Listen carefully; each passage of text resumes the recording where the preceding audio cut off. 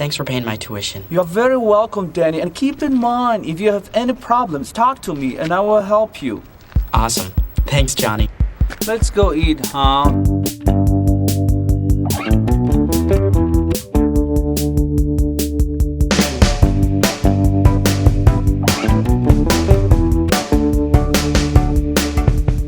Hello and welcome to Food to Watch Films by Episode 19. 19.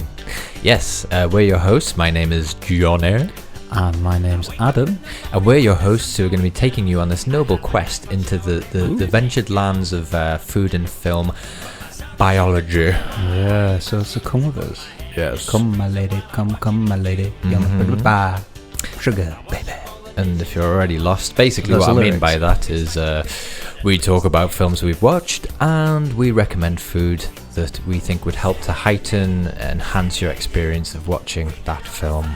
Yeah. You get it? That's pretty much it. Yes. Good synopsis. Yeah. So how you doing, Adam? I'm alright, man. Yeah, not too bad. It's been a little while. It's been a while. Curry night. Yeah, since our Tim Curry dedicated episode. Which was a tasty one. Yeah, it was. And actually, funny enough, I've just had a bit of curry. A bit of goat curry. Curry goat, even. Curry goat. Yeah. And it's funny because my neighbour saw me coming home with a box of it. I got it from a local festival that's on, and she said, "Oh, what you got for tea?" And I said, "Curry goat." And she just looked at me as curry what? Curry goat. And, Yeah. And but yeah, she looked at me like I was some sort of like some sort of goat killer. A weirdo. What made me realise though, to me, like, it's a tasty meal. It's good. With someone else, they might think it's pretty bad. Which leads into the theme of this episode, does it not? It does. That's a very nice. That's a very nice link there, because we are talking about the films which are so bad that they almost come full circle and actually become good. Yes. They're so good. As good as curry goat. As good as goat. As good as goat. But it's funny that, so bad it's good. You don't really get that with many things, do you? Films be so bad they're good. Yeah. Sometimes music can be so bad it's good. Do you ever get that with food though?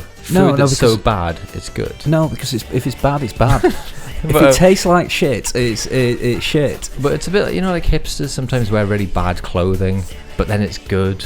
Well, do you think there's a possibility for like an eating experience that's so shit that actually it's kind of, ironically good?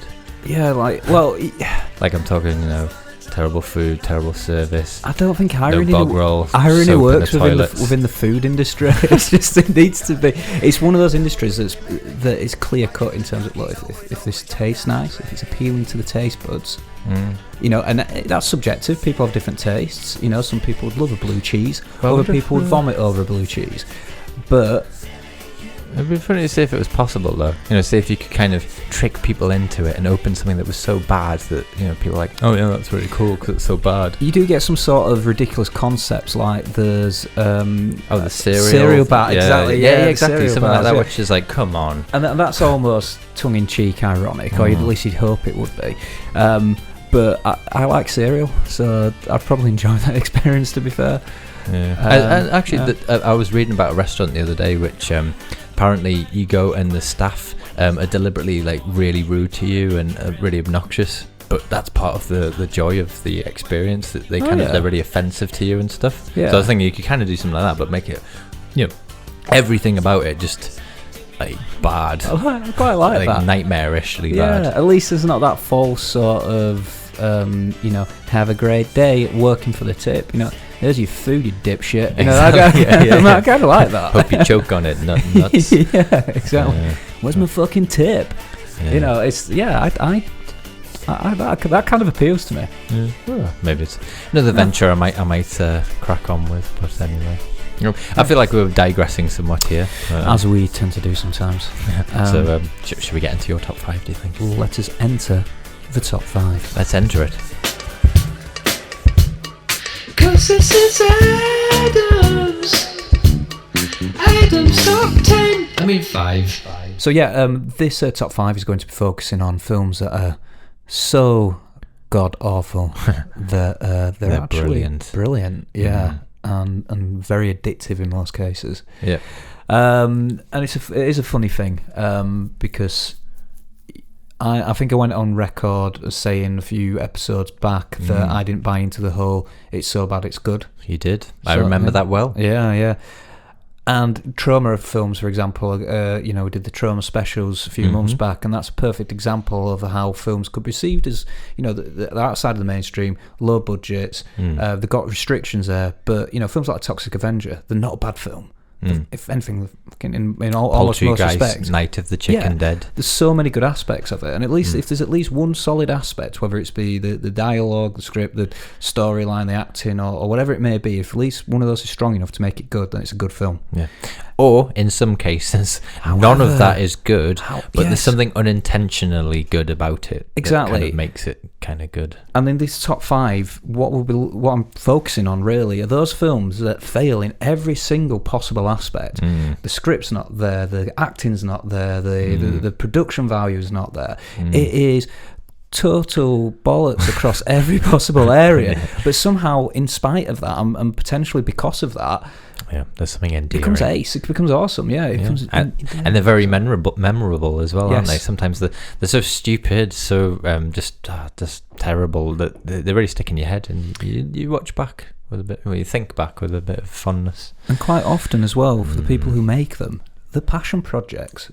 It's almost like trying to get your head around, how almost borderline delusional some of these filmmakers must be in a lot of respects.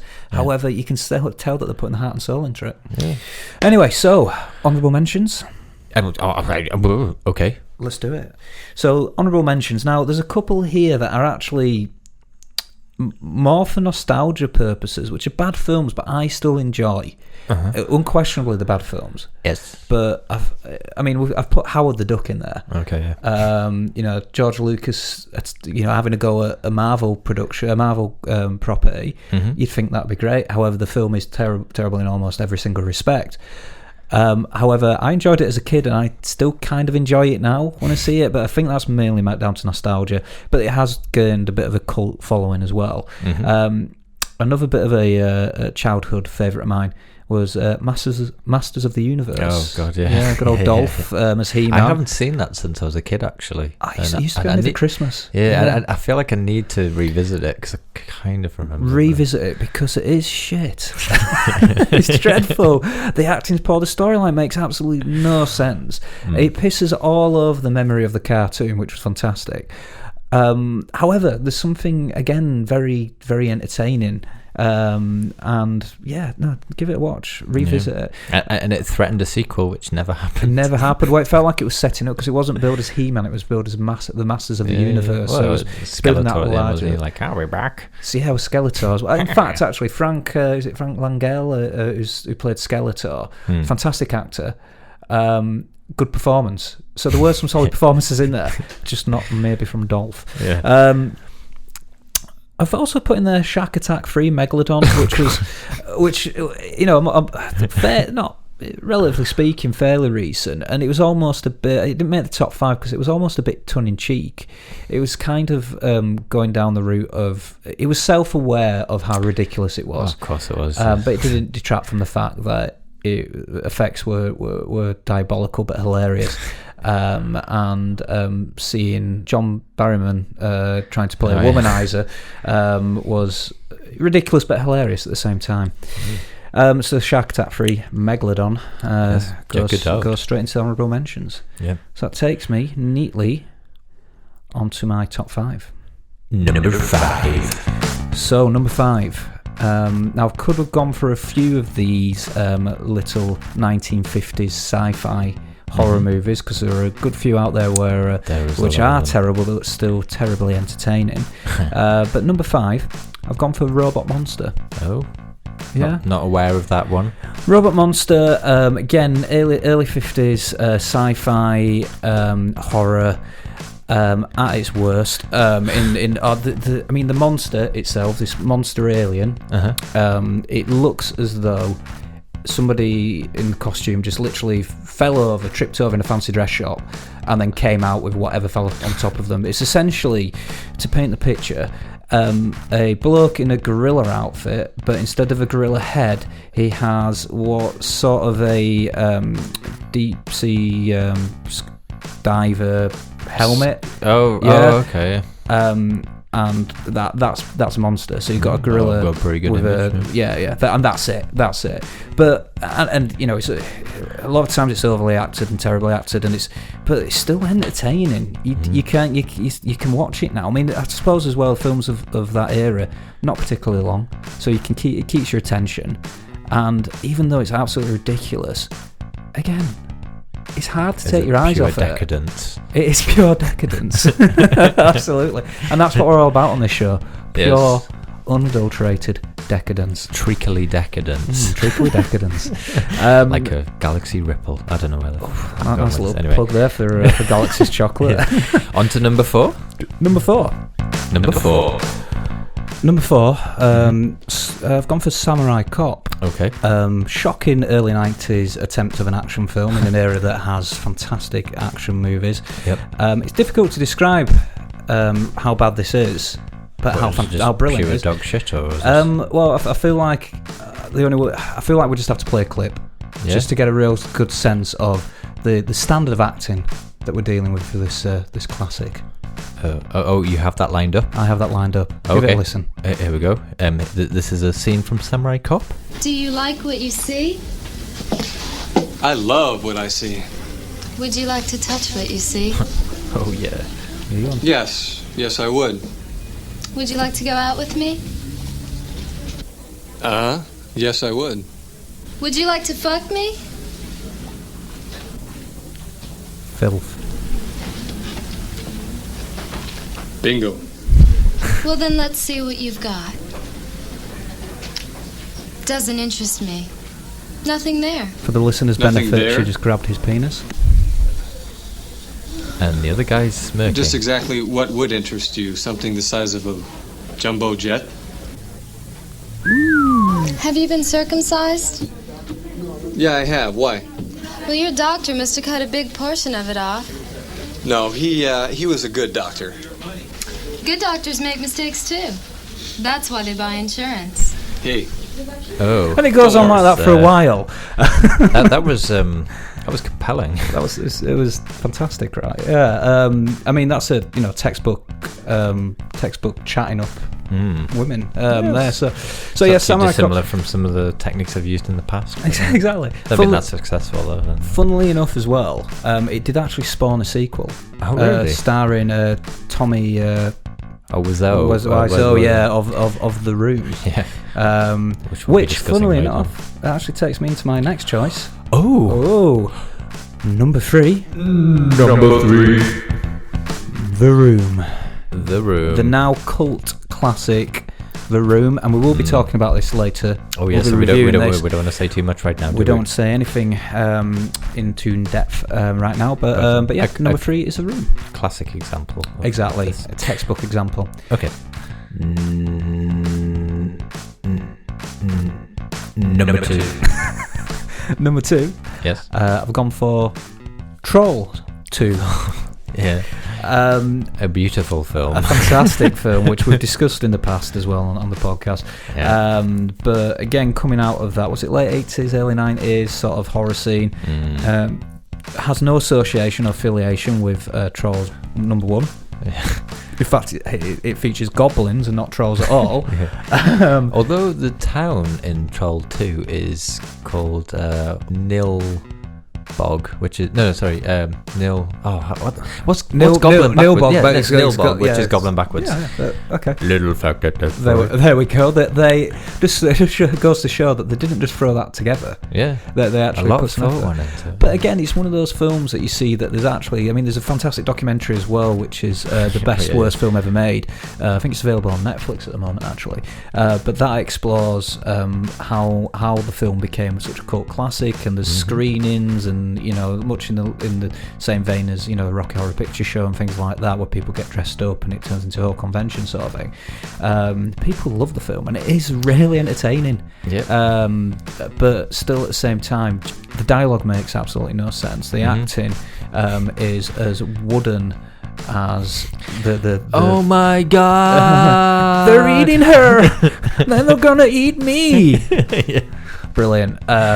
So no surprises that it wasn't up for any Oscar nominations, but if you haven't seen it, give it a watch. That takes us neatly to my number one best worst film ever. Yeah, it's the daddy of them all. It better be really shit. It's Mr. Edward's Plan 9 from Outer Space. Yes. Again, it's over the. I mean, Edward was nominated as critics' worst director in history, but Plan 9 is his masterpiece, and everything about it is wrong. Yeah. Right down to Bela Lugosi's appearance, which was basically test footage that he did. Bela Lugosi died before they even started filming, and he almost tried to build a story or build the bits of test footage that he had of him into the storyline, when it's clear that it didn't make any fucking sense. No. But God love him for trying. And I mean some of the props in that as well, like the way he's trying to create some of the landscapes and the scenery and the cockpit of the ship or whatever. It's just like, oh my god. And some of the dialogue is just it's almost as though it was written on the spot. I think in many cases it probably was written on the spot. Didn't get a second proofread, if you like. And it shows, there's people bumping into sceneries and all sorts. It's shocking on every possible. Yeah, but again, you can tell the guy's heart and soul went into this, and I think that somehow, even in these films where every single aspect could be regarded as a bit of a failure, there's still something that kind of shines through. It becomes entertaining, but it appeals to people. And Plan 9 from Outer Space. Again, if you haven't seen it, get it watched. It's a great one. Get it watched. I watched Tim Burton's Ed Wood as well. Yeah. One of Tim Burton's best films. With Johnny Depp again. Yeah, exactly. Yeah, that was a nice handful of some of the worst but greatest films. And there's a lot out there, a lot to choose from, isn't there? There's a lot of dross. So many you can throw in there. But if you've got an alternative top 5, or if there's anything else you feel should have got at least an honourable mention, do tweet us at FTWFB Podcast. Get in touch with us on Facebook. Come and stand outside our house and stare at us. Through the windows. Objectify us. Share. We hope you've enjoyed that top 5. Shall we move on? Yes.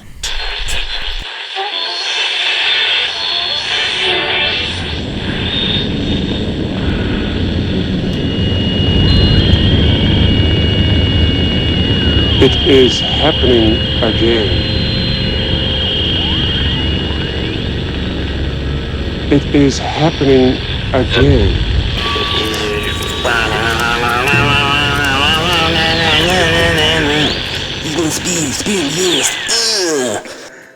How do? Pablo here with another of my cupboard casts. I'm speaking here, I'm slightly excited, from the palatial surroundings of Chuckle Towers. That's right, I'm in the home of Paul and Barry Chuckle, aka the Chuckle Hounds, aka, and more famously, the Chuckle Brothers. That's right. I must say, it's a lovely home. Had a little look around before I stowed myself away in the Chuckle cupboard. Got lots of panto regalia about, loads of children's TV stuff, and I'm perched here between 2 Chuckle Hound costumes. Maybe a little bit old to some of you younger peeps, but it's great, and but I'm really pleased to be here. As I say, we're a firm part of my childhood, and be interesting to see what they're like behind closed doors. You don't really hear much about them in their private life. Anyway, I digress. Well, I mean, whilst I'm waiting here to see if anybody arrives, I might as well recommend a little bit of a segue. But for those of you who have access to British terrestrial television, there is a programme on Channel 4 at 3 o'clock, Monday to Friday, called Cheap, Cheap, Cheap, with Noel Edmonds, another kind of so rubbish, he's good type of character.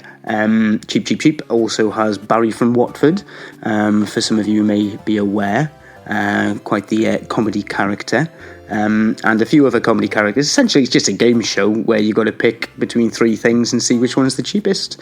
And there's mirth and merriment abound. But anyway, that's the door. When I was little, I used to do the caterpillar stroke.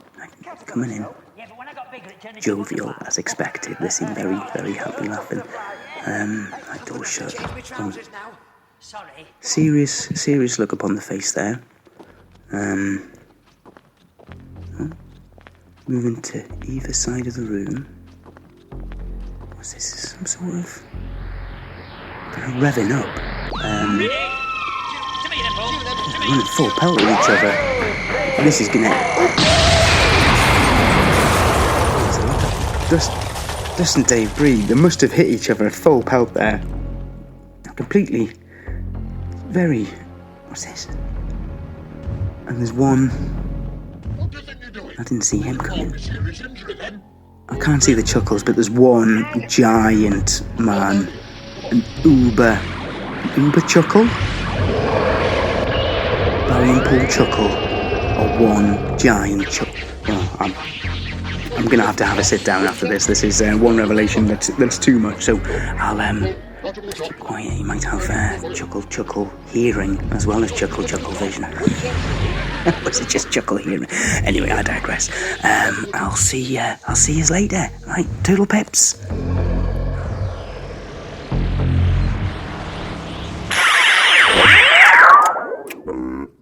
Okay, so on to our film and food recommendation, and this one is a bit of a cult classic in a way, isn't it? Well, I would say cult classic. It's kind of got a bit of a name for itself as a really awful example of a film that for some reason has generated quite a lot of interest because it's so bad. It's actually quite entertaining. It's captivating. I mean, it's got a huge cult following now. I mean, there's the live screenings of the film are still going on, across the world, and there are events. There's people dressing up, as characters, throwing spoons at the screen every time there's a scene with. Don't know if you notice picture frames that have spoons in it for no apparent reason. Yeah, should we say what the film is? Well, yeah, let's say that. Oh, yeah. Well, we already hinted to it during the top 5, but of course, yeah. It's Tommy Wiseau's The Room, 2003.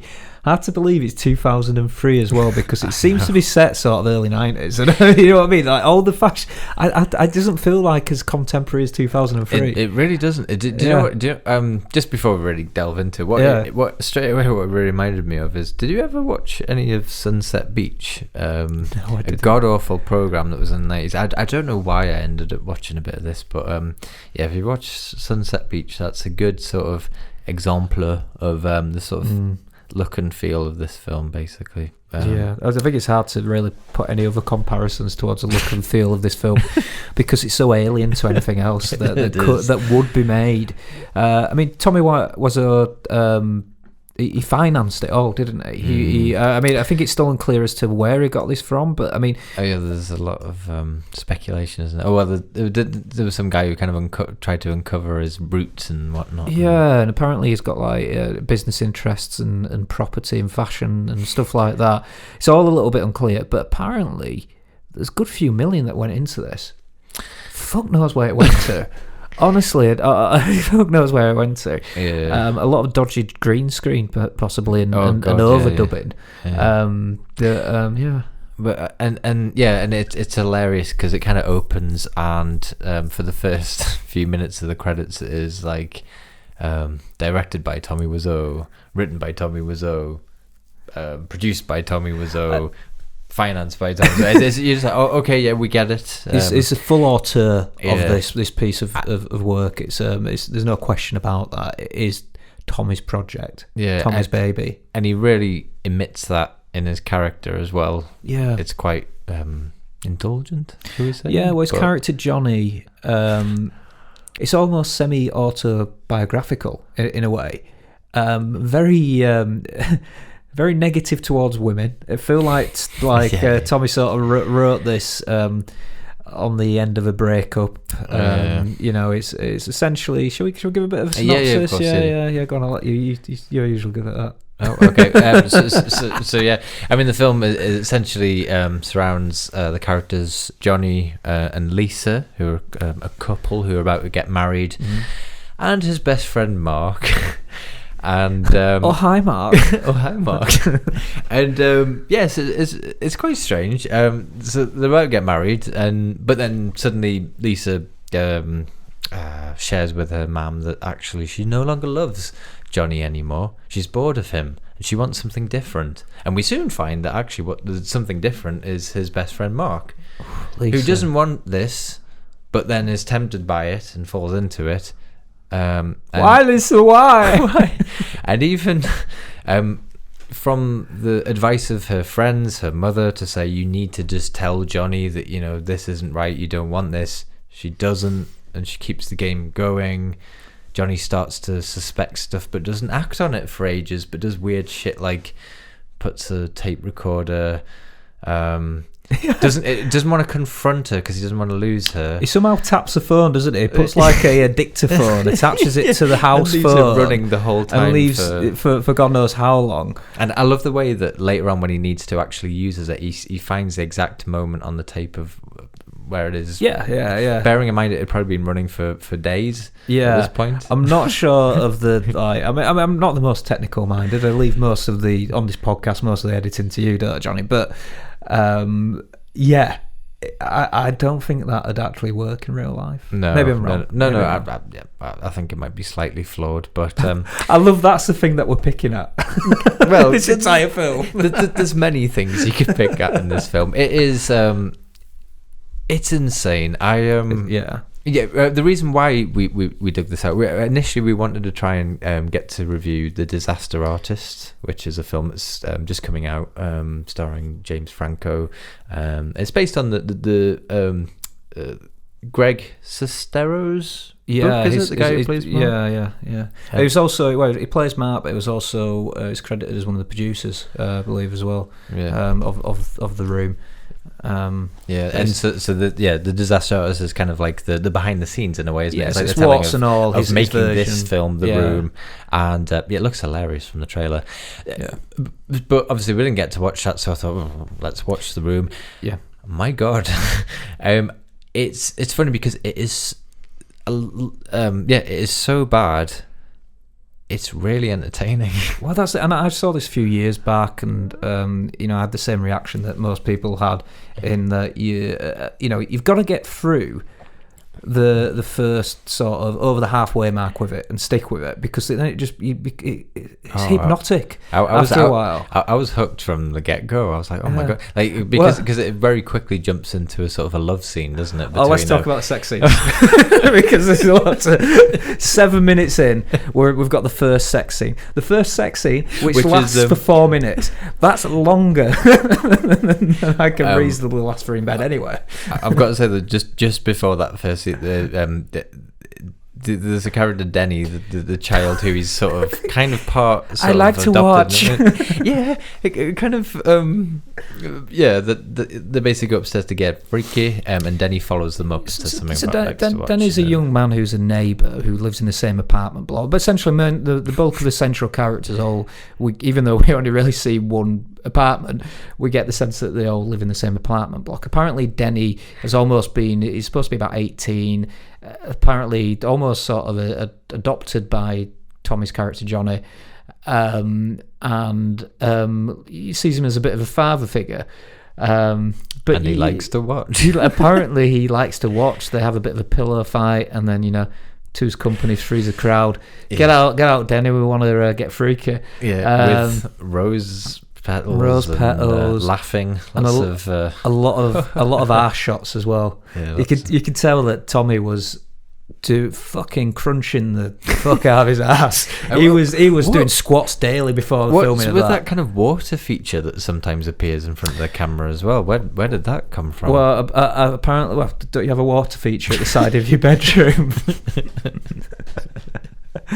I think it's symbolic of that things are getting wet. That's the only thing I think of. But yeah, there's an uncut. We see 4 minutes basically of Tommy Wiseau's ass thrusting up and down in a very weird position to Lisa as well. It looks as though he's making love to somewhere between a belly button and a breast. There's somewhere in the middle there. That is where the action is thrusting against. Bare ass naked thrusting. I mean, there's no wonder she decided to try and ditch him, and she's getting sick of the belly button sex. That's what she's. I mean, not just to focus on the love scenes, but we do have to also talk about the one with Lisa and Mark as well. With they decided to do it on the staircase, and very odd. And then we have a later sex scene with the two, which seems to have taken pretty much most of the shots are taken from the first one. Just at slightly different. I think I read something about that. Apparently, like Tommy Wiseau disturbed Juliette Danielle, who played Lisa, so much in the making of that love scene that she refused to do any others. I can kind of understand why. He is a little bit creepy. Yeah, the hair, the face, and then watching that scene, it was. Oh my god! It was terrifying. Yeah, it's the way he kind of laughs, that kind of the amount of laughs in that film. It's not a laugh; it's almost a cough, isn't it? It's like yeah. It's like it's. I've heard somebody refer to him before. It's almost like watching an alien pretending how to, trying to learn how to act like a human. This is laughter. Yes, I mean, it is bizarre. I mean, we have 3 lengthy sex scenes, which are just awkward to watch. We have unusual plots that kind of storylines that abruptly come in, but then don't really pick up. The whole Denny and the money that he owes for the drugs. Yeah, well, Denny apparently, and that's quite a dark scene. He gets held at gunpoint, and then it's never referenced again. And I love the way that those guys cart off that guy, and he's like, "Yeah, he's going to jail." And it's like, well, how do you know that? Those guys have taken this guy off, but you don't know if anyway. But and then also a mother saying about breast cancer. That's very abrupt, and then you don't hear anything else about it. And then Lisa, Tommy announces at the party that Lisa's pregnant, and then Lisa's just like, "Yeah, we're not really. I just made it up." Why? Just the character of Lisa is just absolutely crazy. She's just there's no sense to it. Again, it just seems as though that he's been hurt. Tommy has been hurt. That much is true. And the character of Lisa is just depicted as the worst person possible because she's horrendous. But there's a scene when they're on the roof where Mark's character is philosophizing about women, and I think it's they're either crazy or they're everything negative essentially, and that seems to be pretty much the central theme of the movie. Is Tommy thinks bitches be crazy. That's essentially it. But I suppose like we did in your top 5, we've got to play everyone. If you've never seen the film before, there's numerous clips we could choose from. Oh, there's so many. We just play the whole film. Yeah. Are we going to go for that? Oh, hi, Mark. Oh, yeah, we've got it. This is the classic. I did not hit her. It's not true. It's bullshit. I did not hit her. I did not. Oh, hi, Mark. Oh, hey, Johnny, what's up? I have a problem with Lisa. She said that I hit her. Yeah, and there's a lot of dialogue like that where they're just sort of wandering around saying like, "Oh, hey, huh? Uh-huh." And suddenly someone else comes in. It's like, "Oh, hi, guys." Yeah. That's hilarious. Bearing in mind, we don't see any scene that actually alludes to Lisa accusing him of domestic abuse, nor is that referred to throughout the film, except this one particular scene. Oh no, she does say to her friend or a mother or something. he hit her, and did she? Yeah. It comes just before it, but did she? It's really stuck in. It's suddenly like it's really abrupt again, and you're like, what? Huh? I totally missed that. It's a bit like the whole pregnancy thing as well. It's like you just kind of like, hang on, what? Tommy, I apologise. I missed that. But again, it's really weird because so what we just played there is him going, I did not hit her. Like he's really angry, but never does he actually confront her about it until much later on. Does he, or does he? No, beyond after this scene, there's no real reference to it at all. This is the thing. It's just, and you know that is a perfect example of how the lines are delivered in such a bizarre way that it just leaves you just mesmerised.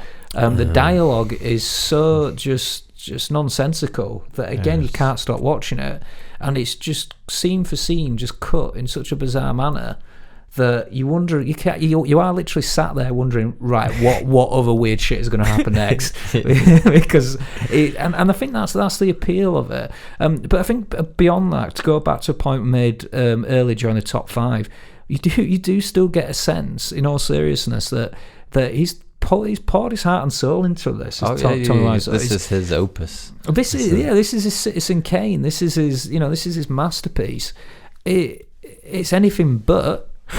You know, it's got zero ability of execution of a film, but he's still managed to create something that actually means something to him, and I think there's still that underlying sense of that. I don't know. I think it does still reach people on a deeper level, other than just this is hilarious because it's so terrible, which is a big part of its appeal. Yeah, but it's also as well. I just couldn't stop thinking, like, why does this film exist? Do you know what I mean? That's it's like I just don't get it. Like it's just so. Well, I mean, even storyline and concept wise, it's not an interesting story. It's not basically bloke gets cheated on. That's it. That's a story, and then he kills himself. Spoiler alert! We see a suicide scene at the end. Because, we spent basically an hour and 20 minutes building up how great Tommy's character is, how much of a nice guy he is, taking in Denny and things like that. In fact, I'm sure I've read that Denny's character originally was supposed to have a learning disability, which would explain so much about his character, because we've got this 18-year-old going on 40-year-old who comes in creeping around saying that he fancies his Lisa, who's supposed to be a mother figure to him, and he likes to watch them in bed. All sorts of weird shit, but then actually, if you put a bit of context onto him, actually, it was a vulnerable young adult who he actually took under his wing. That would be a compelling character development. Yeah, but that's completely lost in the bizarre world of Tommy. Yeah, and obviously it culminates into quite a climactic scene, which we won't spoil it for you. But yeah, I kind of did already. He shoots himself, he blows his brains out.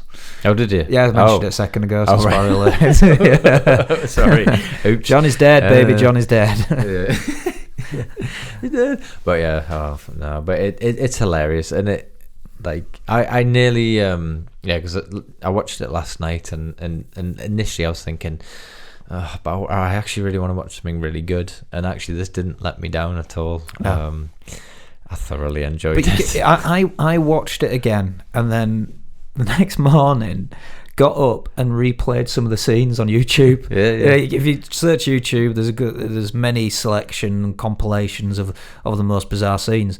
And there is something really enjoyable about it, and it's hard to put your finger on what it is, but and I can't wait to watch The Disaster Artist. I mean, even the trailer that you see, where actually the clip that we've just played you features on the trailer, James Franco delivering that trying to deliver that line, and I just can't wait to watch it, because it's just gonna be hilarious to see, what happened. Well, reportedly as well, although apparently Tommy sort of disputes this, that roof scene took about 30 odd takes, something like that, which is reflected in that trailer for The Disaster Artist. But you got a few lines of dialogue in that section, so it's hard to see why. And I suppose it's just interesting how it's developed to being such a sort of an iconic piece of cinema, despite the quality of it. It's got a huge fan base, and also how Tommy's reaction to it has sort of altered. Clearly, this was supposed to be a serious piece of art for him, and now he's kind of had to concede a little bit. I think he's come out. I think the furthest he seems to go with it on interviews that I've seen is that people take out what they can from it, and that he likes the fact that people enjoy it on whatever level. And now he's kind of sort of said, it's meant as a dark comedy, which I don't think it's not, Tommy. I mean, it is meant to be a serious statement from him. Yeah, no, you can tell he's trying. Nothing else is trying. Yeah, but it's I don't know. It's just god awful. Yeah. But I would definitely watch it again. Watch it again, and it's just it's such a difficult thing to articulate, isn't it? You can't explain it, is it? Yeah, just have to watch it. Yeah, and I appreciate it's a podcast, it's an audio medium where we're trying to. Our job is to explain this. But yeah, watch it and make up your and while you watch it, should we give our food suggestions as well? Let's do it. Yeah. Well, I'll jump on this one if you don't mind. Yeah. Yeah, so I was trying to think. I was trying to think of something that was quite metaphorical for the situation, basically. The sort of the love triangle, the feeling Tommy might have had, when he finally discovered that his beloved Lisa was, getting it on with someone else. So it's a bit of a simple suggestion. It's a classic. It's a boiled egg. But imagine this though: you break into a boiled egg. Crack it open, looking for that lovely yolk to dip your toast soldiers in. Bit of yolk goodness, yeah. And lo and behold, someone's already been dipping their bread in your yolk. Motherfucker! What the? Can you imagine that? Tearing me apart, Johnny. Just imagine that for one. Yeah, breakfast time. Looking forward to these eggs. Yeah. What? Hang on. There's toast crumbs in this. You don't already. You don't. I've not even. What? Honestly, you do not dip your soldier into another man's dippy egg. It's yeah, and and maybe you look across the table and it's your best friend or what have you, and you can see that they've eaten half of their toast soldiers already, and you're thinking, but you haven't even started on your egg yet. What the? Yeah. So, no, I'm getting it. Yeah. So the egg represents infidelity. Yeah. Yeah. Don't fuck with another man's egg. They're my boiled eggs. So yeah, it's a simple one, but I thought it kind of was a nice way to yes. Weirdly, we've both chosen eggs. Oh, really?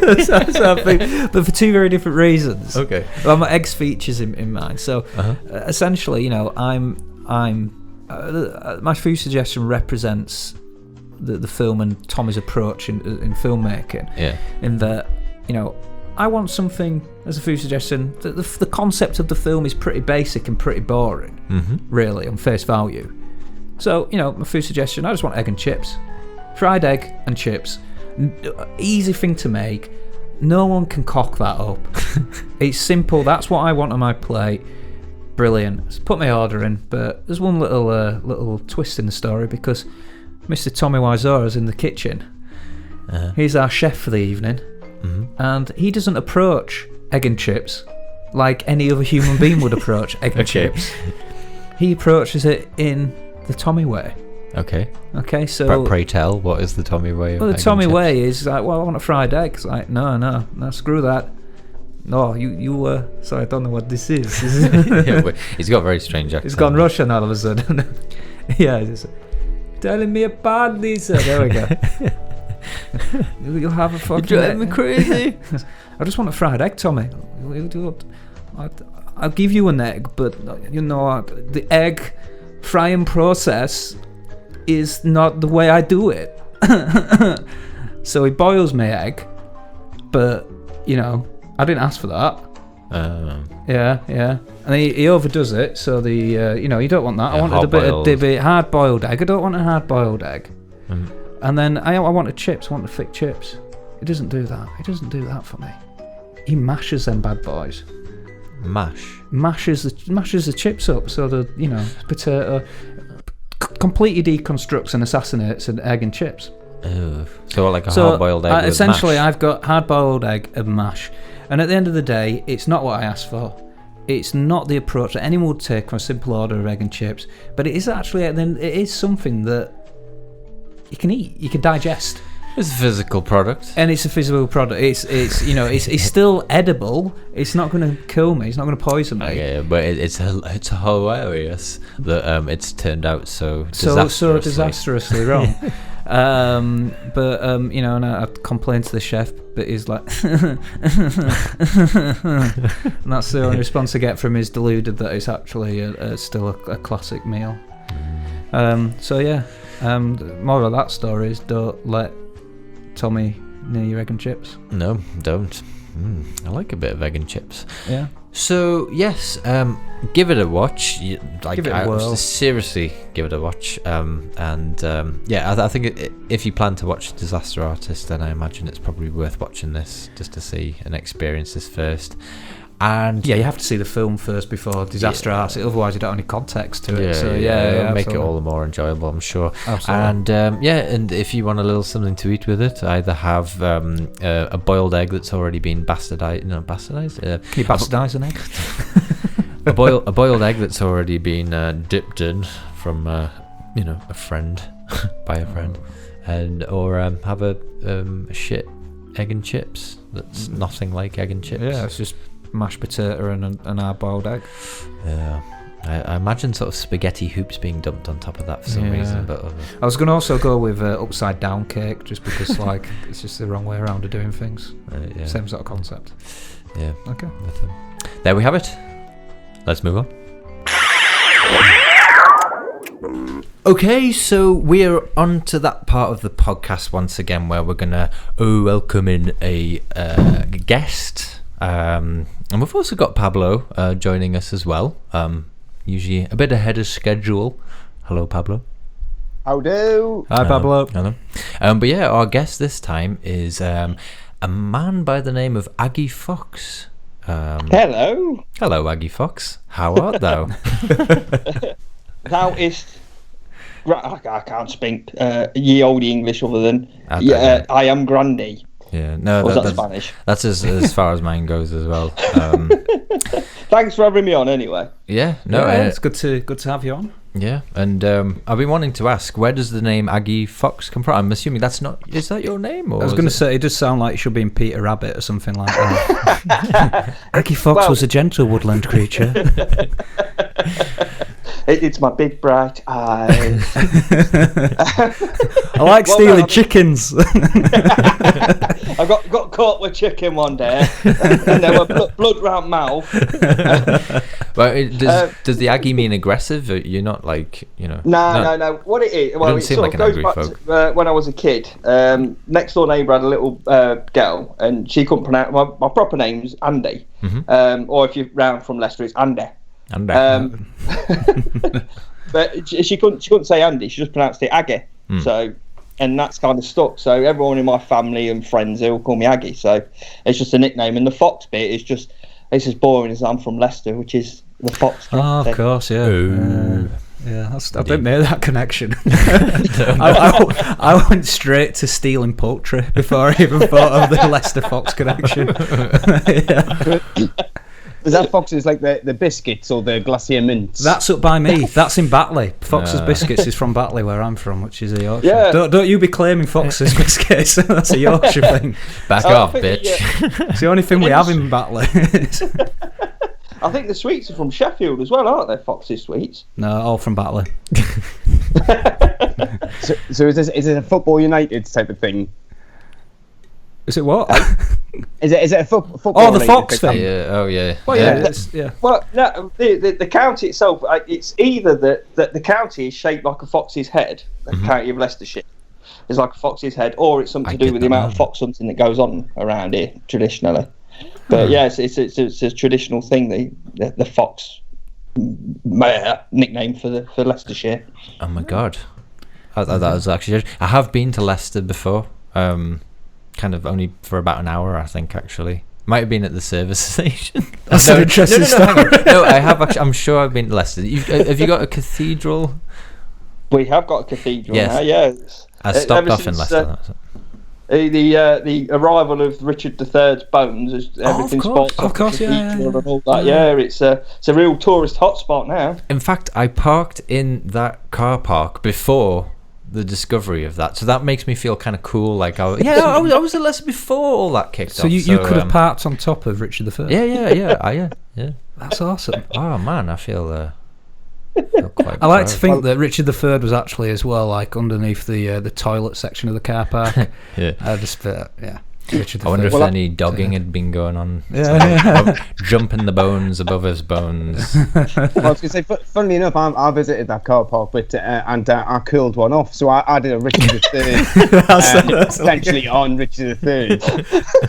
So that's at least something. I haven't checked. I haven't been back. I haven't seen what the location is, but I probably won't. I can just keep it as like it's one of those things that's probably real, but if I pick the scab, I'll realise it's not. But I shat on a king.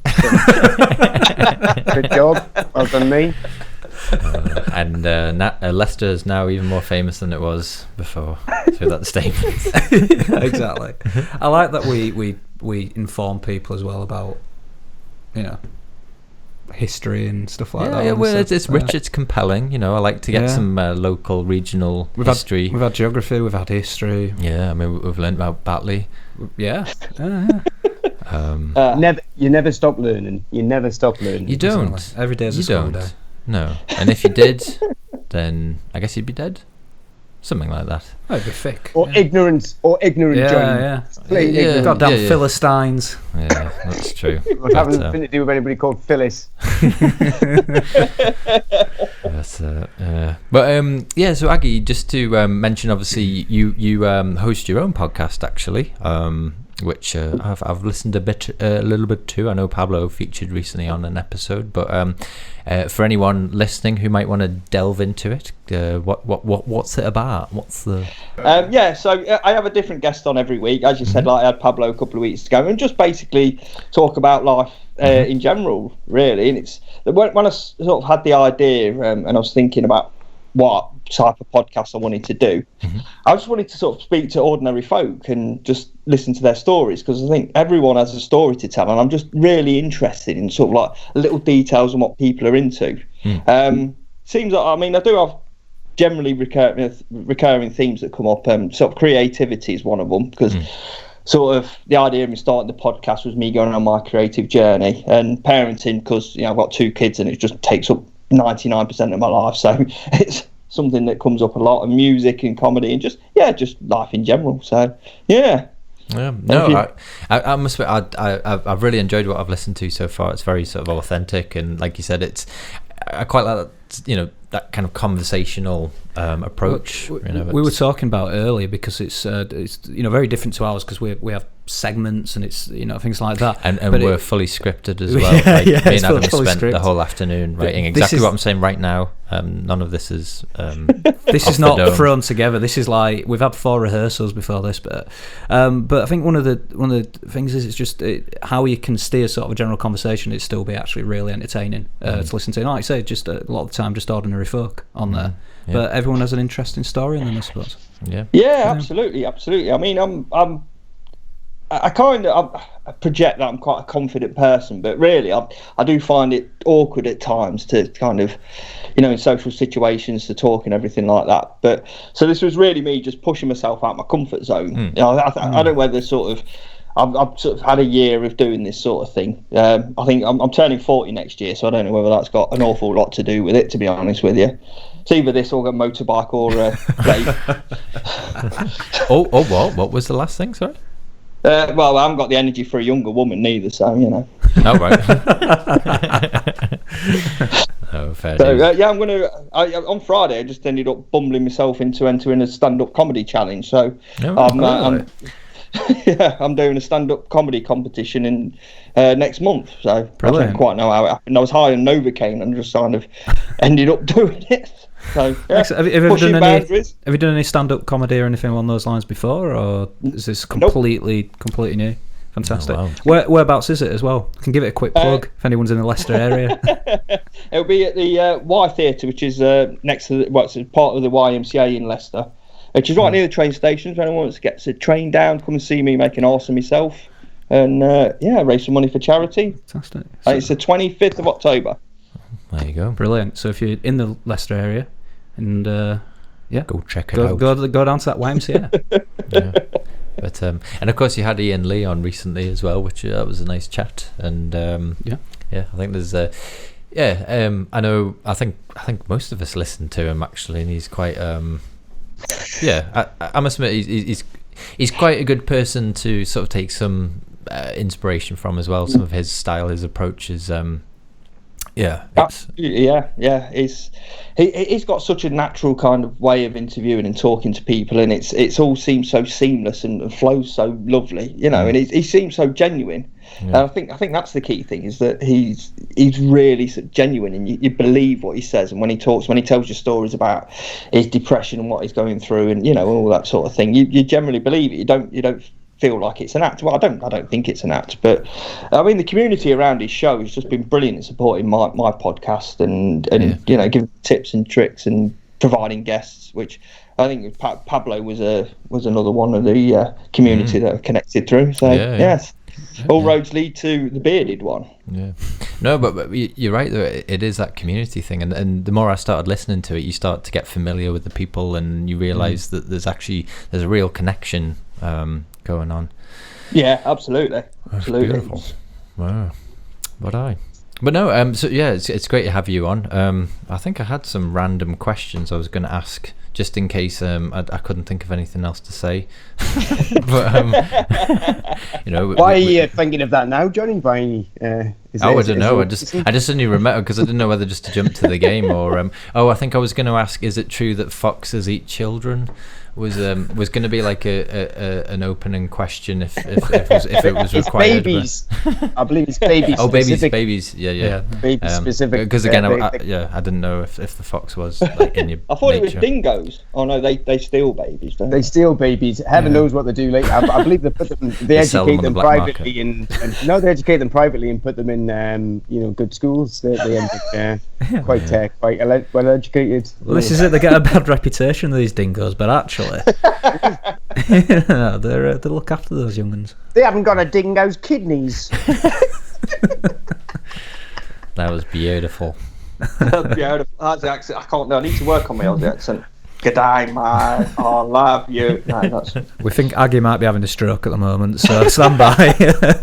You act like you've had a slight head injury, and you'll carry on all right. Well, maybe it's the. That's our Australian listeners gone. But on that bombshell, should we venture onto the game? Why not? And this one's called "What is this shit?" We're talking films that are so damn terrible. What is this shit? Makes my piss smell like vegetables. This is whack! I can't get jiggy with this shit! My piss smell like vegetables. You must be kidding, aren't you? Okay, so the idea of this game is to be on on topic with our theme. We're gonna each have a go at pitching or explaining the basic sort of concept to a film that we've watched that's fucking god awful, but for some reason we might have enjoyed it or we might not have. And we're each going to pitch it, and we've got to try and see if we can guess them. Obviously, there's 4 of us, and you get a point if you guess it. So to be able to guess it, you've got to buzz in. And what should we say, Aggy Fox? If we each use our favourite animal as our buzzer name, our buzzer sound. So, sounds good to me. Aggy, what's your best fox impression? Brilliant, flawless, nailed it. I like it. God, I can't think. What is my favourite animal? A hamster? I don't even know what noise they make. I was going to go alpaca, but I'm not sure what alpaca makes. So they're more like horse sort of thing. So you was going to spit on the microphone. I so that's Huckle. I might just make any animal noise that comes out of my mouth. So, Okay, so should we know who it is though? Because there's going to be random animal noises otherwise. Who would like to go first? Should I? Well, either or. I think I've got one, but no, Pablo. Do you want to take to the stage first? I'll take the reins. Ladies and gentlemen, Pablo. Jokes. Right, well, this is a cracker. It's quite a sinister piece. It's this guy. What he does is he goes to like holiday resorts, and he uses quite his snake-like hips to seduce young girls via kind of water sports, lots of gyrations, lots of kind of like naked, sweaty stuff. Well, near naked, almost completely naked in some instances. Is this Dirty Dancing? Correct! Whoa. Dirty Dancing is a great film to start with.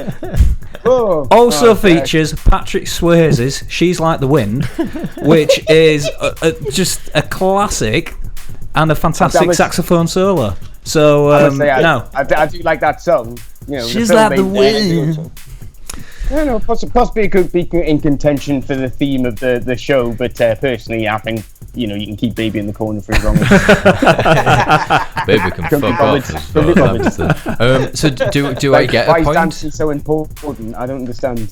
I'll get a point. Fuck it, I'm quizmaster. I'm getting. I get a point for that. Get a point for that. Yeah. All right.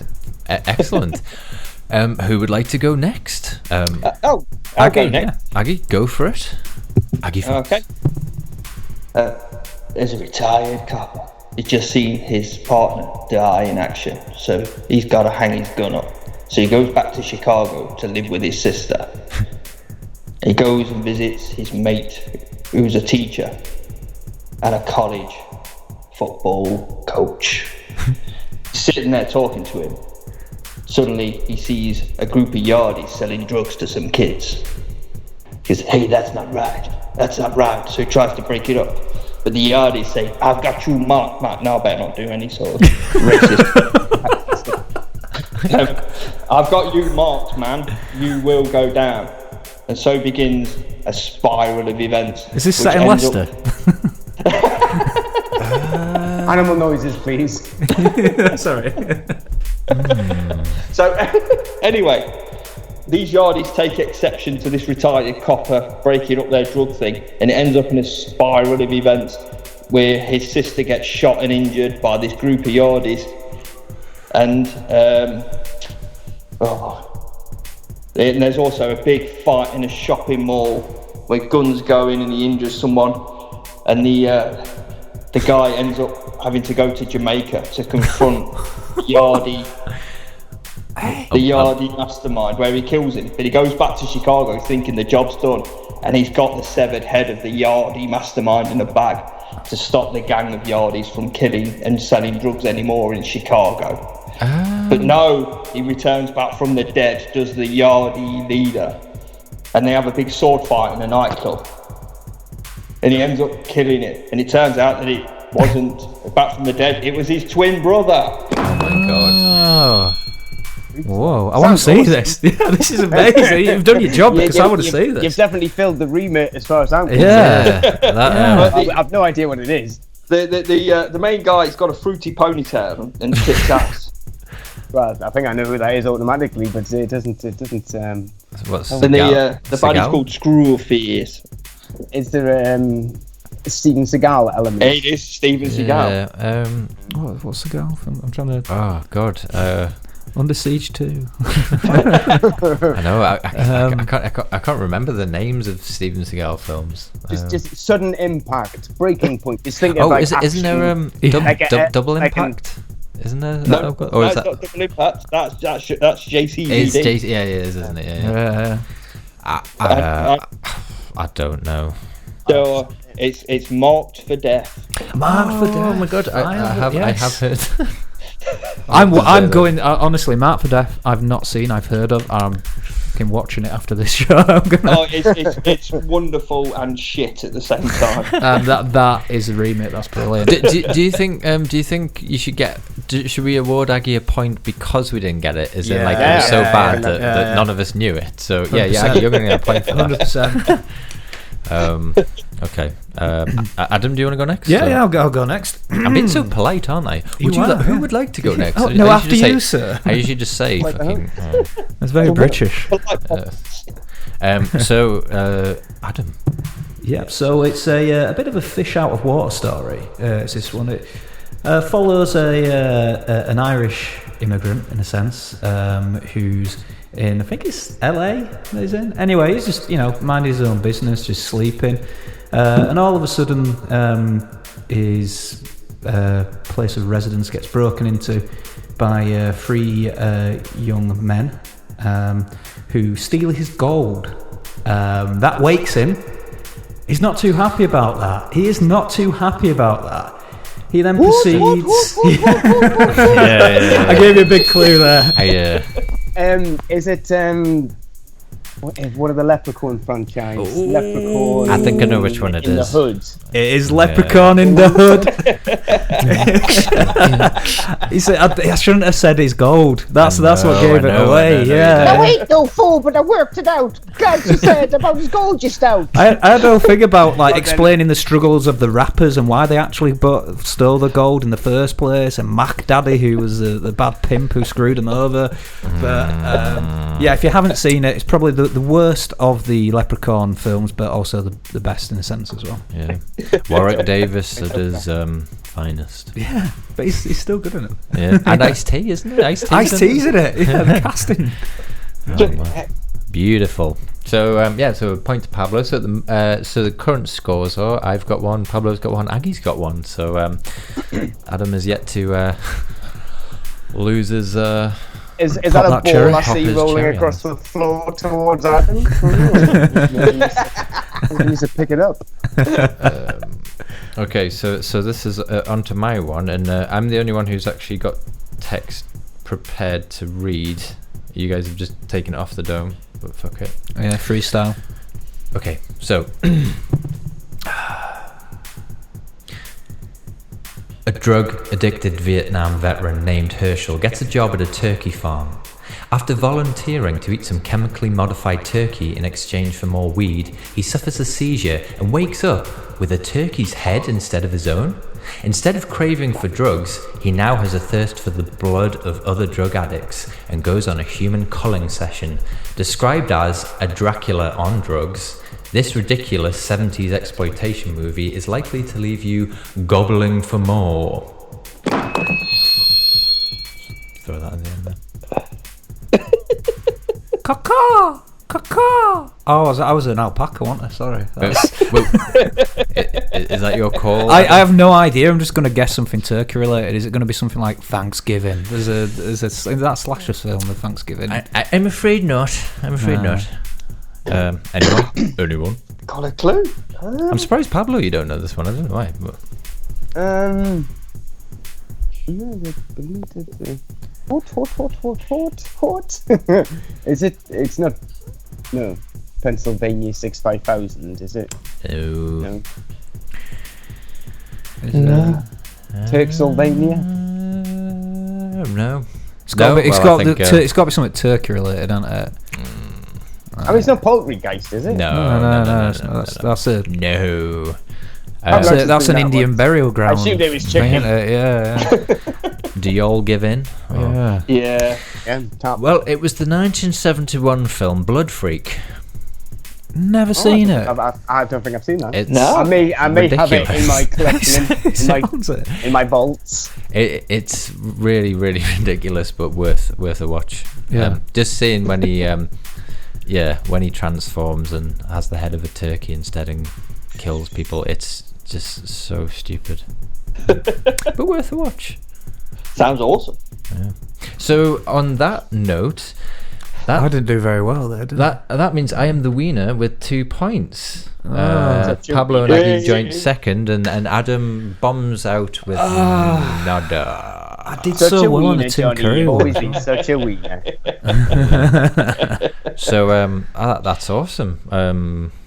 I think I deserved that. Anyway, We usually give a prize out for the winner, but we're not going to give one to Johnny because why not? Because I don't know. I'm in your house. We're just going to be stealing your own shit. Yeah, I'll just be giving myself my own things. Yeah. You're gonna keep whatever you were gonna give away. Yeah. But we usually give a prize to our guests. We do indeed, because we're nothing but good hosts. Yeah, I feel like I need to compensate you for taking this time. And just trying to think what we're just looking around the room, Aggie, for something that we can. That's fine. No, it's hold on. No one leaves empty-handed. What we got around the room? A plant pot. We've got a plant, but it's looking like it might be on its last legs. No offense, Johnny, but you might want to give that a bit of water. Really needs watering, doesn't it? For what reason? Was that the original prize? What's that paper windmill sort of thing in the corner? Oh! What's this? I've got a miniature Connect 4. That's awesome. Probably came out of a cracker, I guess, but like unopened. Cracker. It's still in the plastic. So would that suffice, Aggie? That'd be wonderful. Brilliant. Yeah, I mean, you can play that anywhere. Aggie, hopefully you've got nimble fingers, because that is tiny. Yeah. Nimble fingers and a steady hand. Yeah. So we'll get that in the post to you. Send it to Leicester. Yeah. The land of the foxes. And thanks for joining us. Thanks for playing our game, and we hope you've enjoyed a chit chat. Yeah, it's been brilliant. Yeah, thank you very much for having me on. Yeah, it's been great. And, I can think of worse things I could have done on a Saturday night. So thank you, boys. No worries, mate. We will take that as a compliment. So, that should be on the website. Aggy Fox. I could think of worse things to do on a Saturday night. And if you want to hear more Aggie, how can people find your podcast? Just anywhere. All the usual podcast providers. Just search Aggy Fox Podcast. You'll find me. I'm wearing a hat in a picture, so you'll know it's me. Yep. All great. Yeah, everyone's welcome. Listen, God, I'm really shit at the kind of. No, don't worry about it. I always think Americans are so good at that, like the plug-in aspect of it. Out there, they're always. Oh God, yeah. The inbuilt inherencies of a capitalist state. Yeah. Down with the Bolsheviks. Wrong way round. Sorry, wrong way round. Forget it. I'm apolitical anyway. Cool. Okay, so check it out, and we'll speak to you another time, perhaps. Yeah, absolutely. Yeah, been a pleasure. Thank you very much. Cool. Cheers, Aggie. Thanks for coming on, mate. Bye-bye. Cheers. Bye. See ya.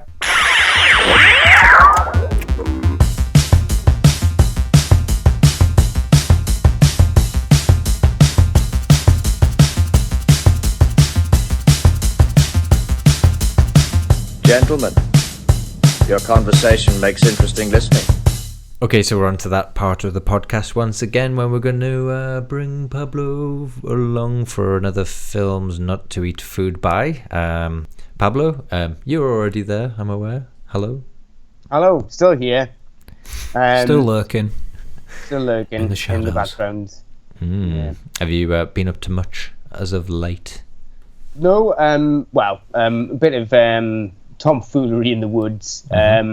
But again, I just found myself a more semi-permanent domicile, somewhere to keep my tools and my bits and pieces. Got a duffel bag by the door, obviously, just in case. And I've got my case full of a fella called Justin's remains, with my Justin case, which is just.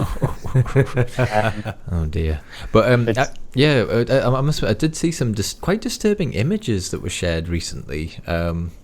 I think people are trying to work out what's been happening going on, but there was some images that were taken on someone's phone. It was, it was almost, like a Bigfoot sighting, but with someone I think who looks like you, but it's pretty disturbing. The last image is almost like this hand kind of covering the lens, and that's it. So I'm guessing whoever that was had a bit of a grisly end.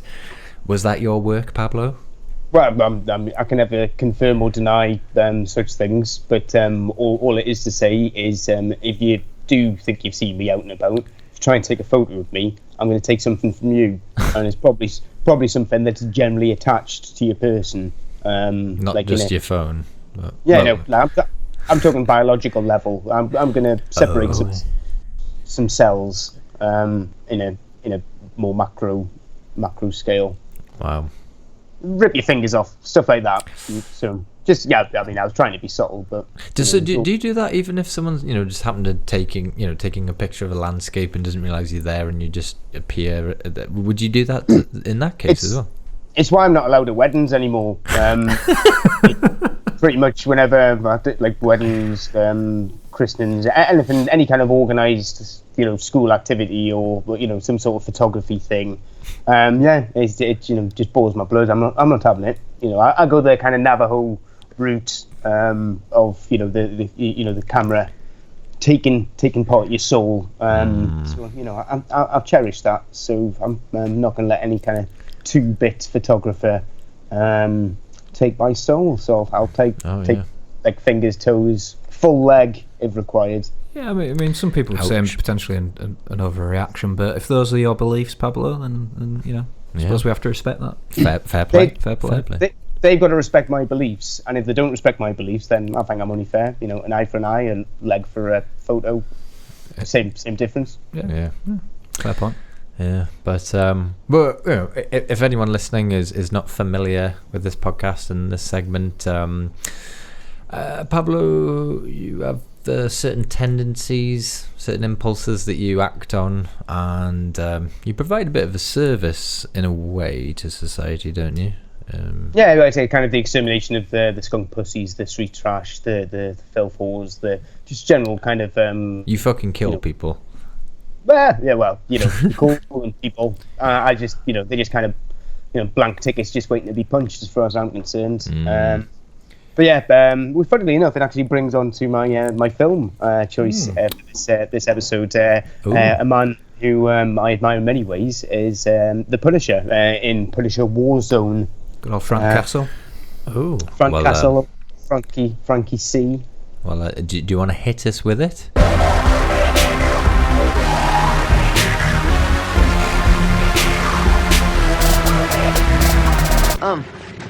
If you're gonna spew into this. Yes, well, Punisher Warzone, directed by Lexi Alexander, Russian, I think she was a kickboxer or something. Academy Award nominated. Don't think she won, and it wasn't for this. Basically, it's the story of Frank Castle, as we all know. Obviously quite popular at the minute with the Defenders and a Punisher TV series coming up soon.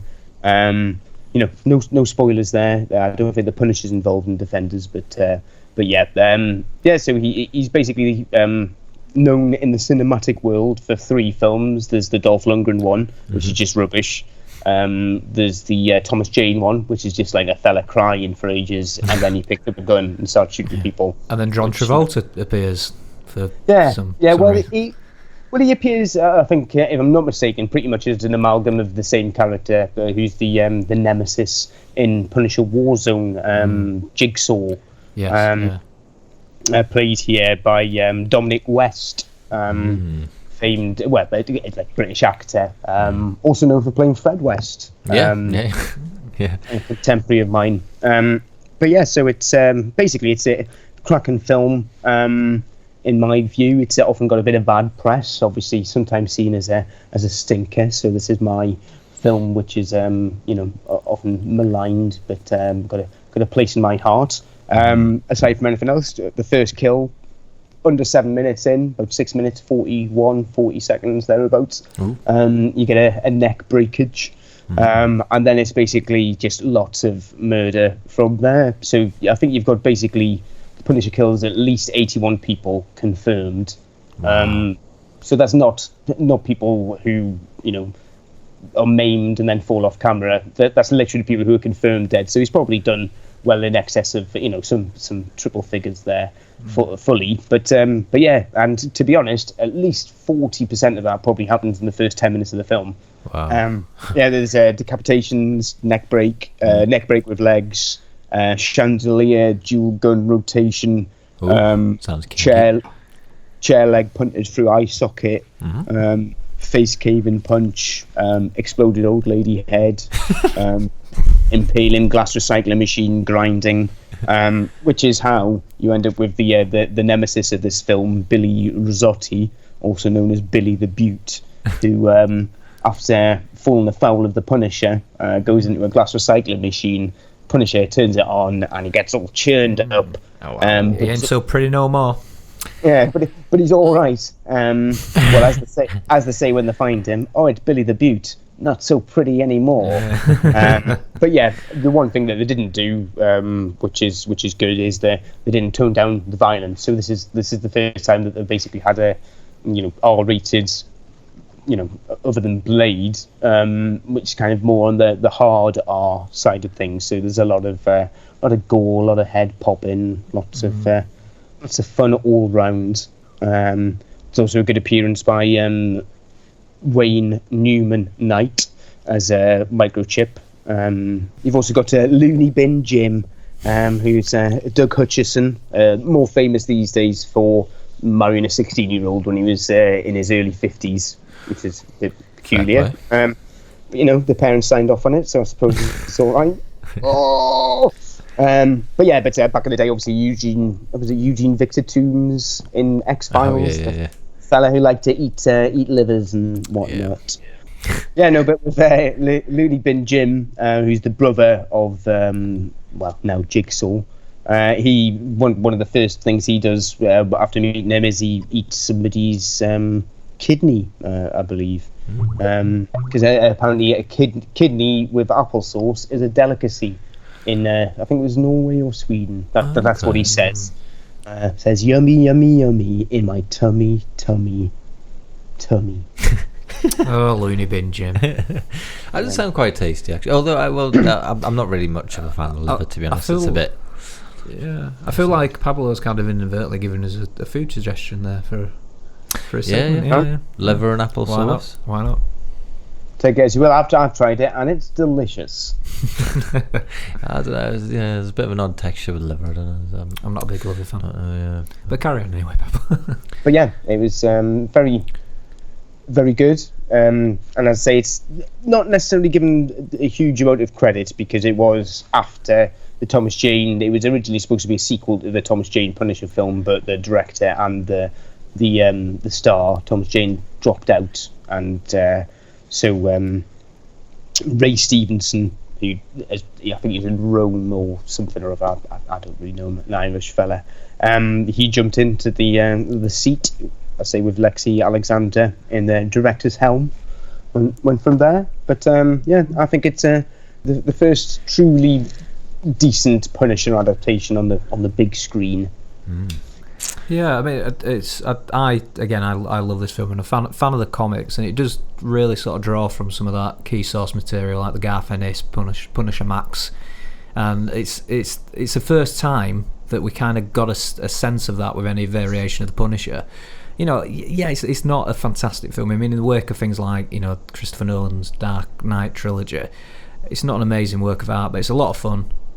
A lot of blood in there as well, as you're rightly saying. You kind of need that in a Punisher film when it's, Yeah, well, I mean, everybody makes a big thing of Deadpool, and obviously that breaks the fourth wall and all this about it being the first R-rated Marvel film. But obviously the Punisher Warzone is pretty extreme on the old gore factor. It's definitely one of the reasons. Wasn't it as well? I'm thinking right in saying that it was part of Marvel Studios doing a Marvel Knights.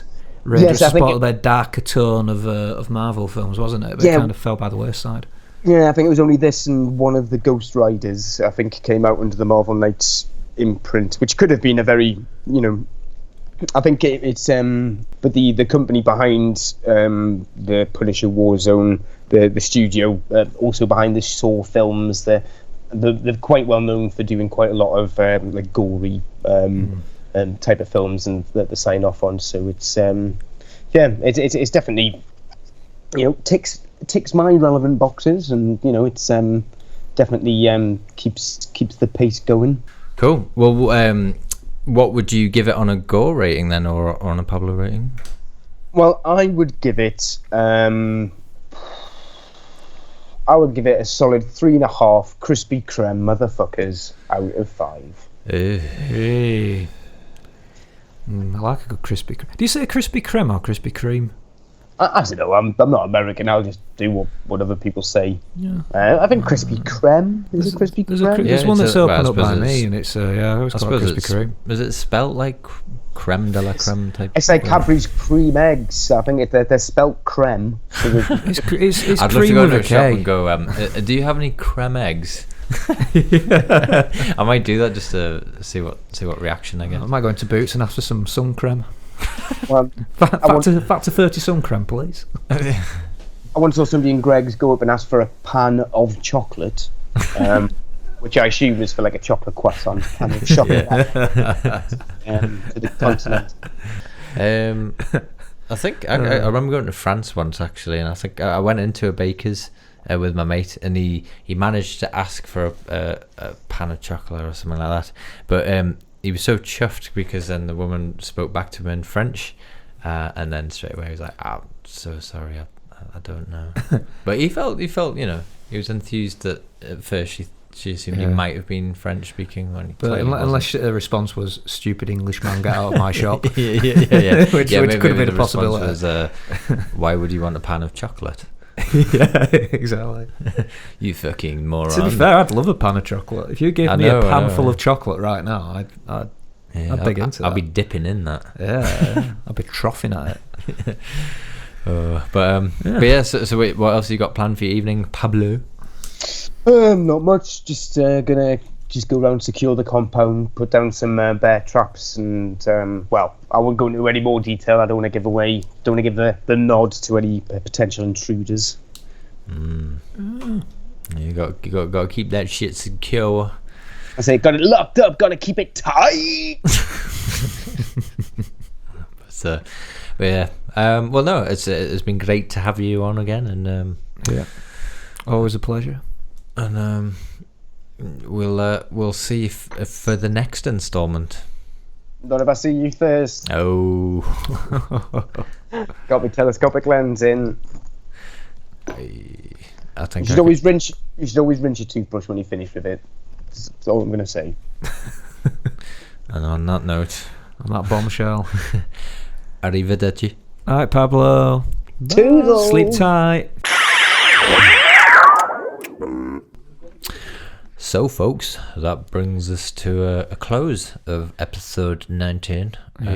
Our So Bad It's Good episode. This is a climax. Yes. Like a Tommy Wiseau. I don't even want to picture that again. Well, those toned ass cheeks. Yes. Like 2 boiled eggs. It's a weird shape as well, isn't it? It looks, I mean, you could tell he was physically fit, but just there was something even about his physical appearance that's just off. Sorry, Tommy, if you're listening to this as well, we should get him on as a guest. That would be amazing. We should apply, because we don't want to think we're taking the piss too much here, because it's brought us a lot of joy. Yeah. And it'd but be you did it very interesting. Yeah, exactly. Yeah, come on, Tommy. But it'd be interesting to get him on. So we'll try and make that happen. Yeah. But he's probably a busy man these days. But I do feel like we could easily do another one of these episodes, because there are so many films out there that are just shocking but great for some reason. There's a number of others that kind of spring to mind, but maybe we'll leave that for another one. Maybe we'll do another special on this front, because I think it's a good topic. And like we said, if you've got any recommendations of your own, do get in touch with us at FTWFB Podcast. Get in touch with us on Facebook. Email us. Chase us. Yeah, Snapchatters. No dick pics. No dick pics, please. Haven't we got what's it, Pinterest as well, something like that? We've got Google Plus. We'll do the Google Plus. I think we Google. Yeah. all of those. All those fancy. Yeah. So share your recommendations, and you never know. Yeah. Maybe we'll pick them out for another round of So Bad It's Good. And on that note, bye. Bye. You've been listening to Food to Watch Films By, brought to you by Johnny, Adam and Pablo.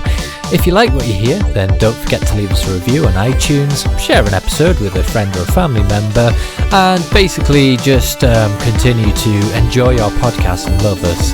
Otherwise, we will find you and we will kill you. Thanks for listening. Bye.